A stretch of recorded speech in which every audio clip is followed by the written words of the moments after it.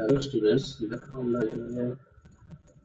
এই অঙ্কটা কিভাবে করবো সেটা হচ্ছে যে এখানে বলছে একটি সংখ্যা যেটি 6 এবং 8 উভয় সংখ্যা দ্বারাই বিভাজ্য।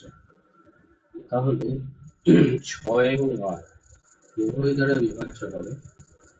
এখানে প্রশ্নটার মধ্যে একটু আমার মনে হচ্ছে প্রশ্নটার মধ্যে একটু ভুল বলা আছে, কারণ 6 এবং 8 দ্বারা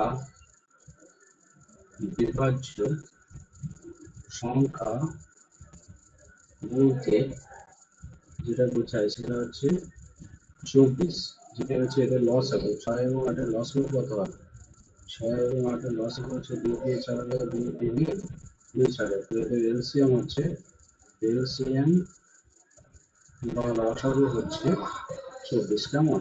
24 এর পর এটা হচ্ছে 48 হবে, তারপরে 72 হবে। এইভাবে কিন্তু চলতে থাকবে। তারা সবাই 6 এবং 8 দ্বারা বিভাজ্য।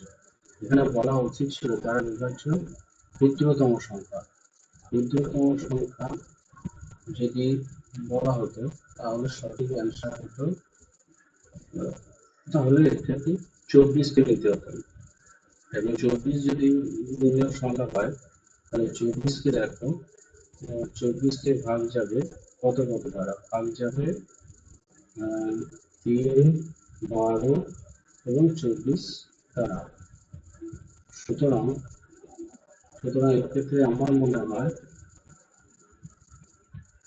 আমার সুতরাং এক্ষেত্রে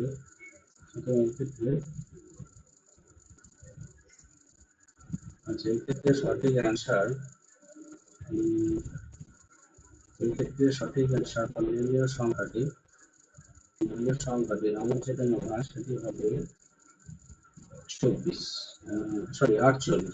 অর্থাৎ 48 এমন একটা সংখ্যা যেটা দিয়ে 6 এবং 8 দ্বারা বিভাজ্য সংখ্যাকে ভাগ যাবে না। ঠিক আছে, ধন্যবাদ।